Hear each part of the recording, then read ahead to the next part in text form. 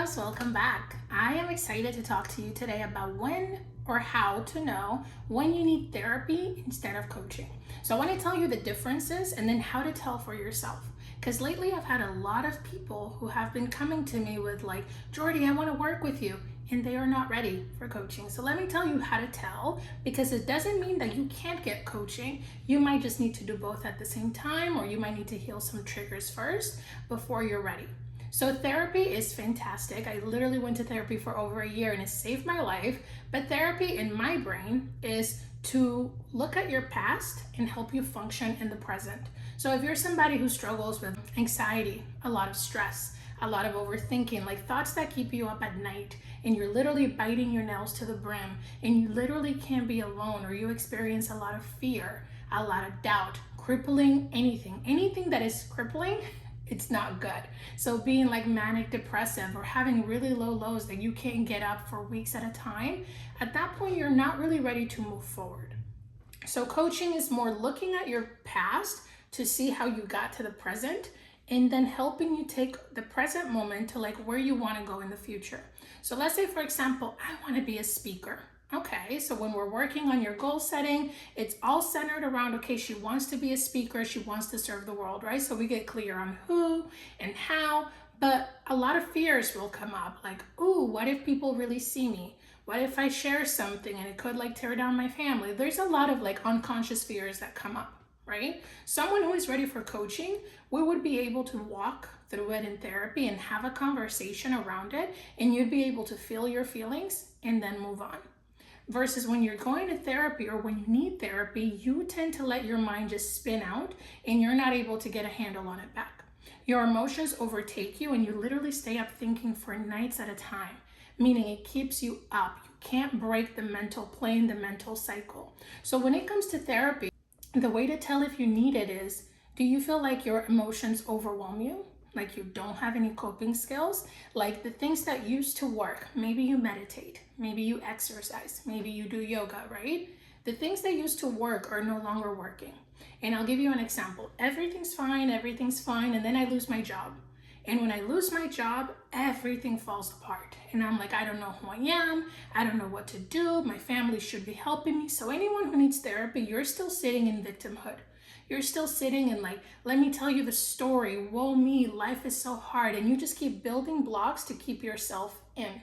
So a therapist has the tools and knows how to deal with trauma to help you overcome it so that you can function. Functioning doesn't mean I cry myself to sleep every night. Functioning doesn't mean I can't stand to be around my family because they trigger me. Functioning doesn't mean that you have a bunch of angry outbursts and you lash out at people.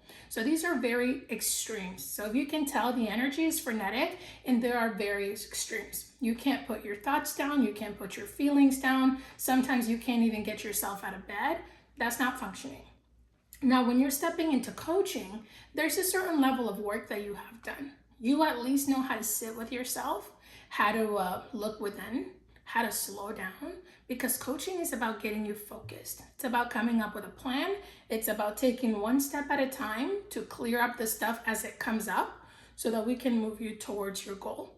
And I'll give you an example. I had a client that I was working with who, she had her business, she was being really successful, but she had hit a wall. She was like, man, I have to work harder to make more money.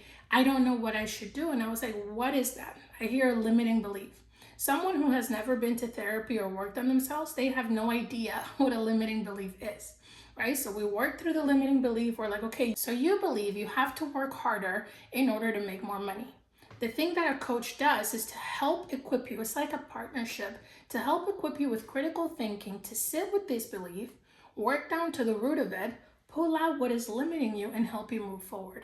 Maybe redefining the belief into, I can make more money and I don't have to work harder. Maybe I can work smarter. Maybe I can automate. Maybe I can bring in support. So if you are open to possibilities, if you are willing to explore concepts or go deep within yourself, knowing that you can come back out, you are ready for coaching. And if that sounds like you, absolutely get a coach, because it could take you years of reading and studying and learning, or you could have someone save you time, right? My specific area of expertise is around business, spirituality, mindset, but the reality is it doesn't have to be me. So the idea of this video is kind of to educate and to help you gauge when you're ready for coaching and when you're not. They both are powerful in their own merit. Therapy to help you function, to help you thrive.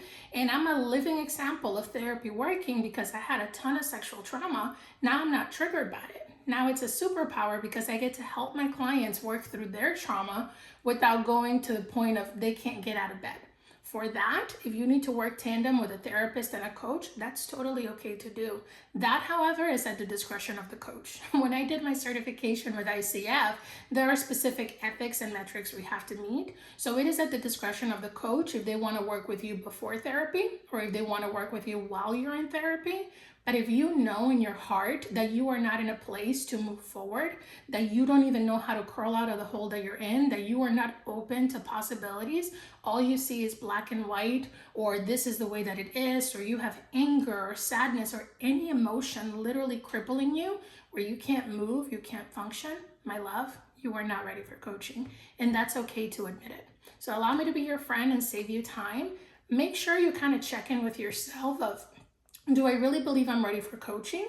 And if I want that, what do I have to do before I'm ready for that? Maybe it's just get a therapist. And I know there's a lot of stigma and fear. Like, I'm Dominican. My culture literally talks about therapy like it's this terrible thing, right? But on the other side of therapy, I found me. I found my healing. I was able to help my family as well. But it just took a lot of self-awareness, getting to know myself, willing to sit with my feelings. And at the beginning, it's terrifying. So you do want an expert to help you through it because you'll just get there a lot faster. In a matter of 3 years, I built a business, my entire life changed, and I was able to overcome all of these feelings that for a long time kept me drowned. I was literally sitting in depression forever. So there is hope. That is the purpose of that little story. There is hope. You just got to find your people. You just got to find the right therapist and don't settle. If you go to a therapist that is not right, find one that really speaks to your soul. And when you're ready for coaching, let me know. Drop a comment below if you have questions and I'll either get you a referral. Maybe we're meant to be together, maybe not. Either way, I'm rooting for you and I believe you can overcome anything you set your mind to. Bye-bye.